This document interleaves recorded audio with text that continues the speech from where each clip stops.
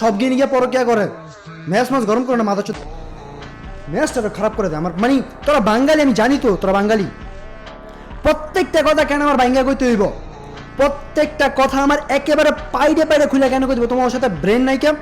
তোমরা এটা জানো না যে একটা মানুষ যদি কারোর ব্যাপারে কিছু খারাপ বলে, এর মানে এই না যে সবারই নিয়ে বলতেছে, ম্যাক্সিমাম মানুষের নিয়ে বলে, বা মিনিমাম মানুষের নিয়ে বলে, বা মিডিয়াম সাইজ মানুষ নিয়ে বলে। অল নিয়ে কেউ কথা বলে না, কখনো না। কোনো জায়গায় তুমি দেখবে না যে সবাই সবারই নিয়ে কথা বলতেছে।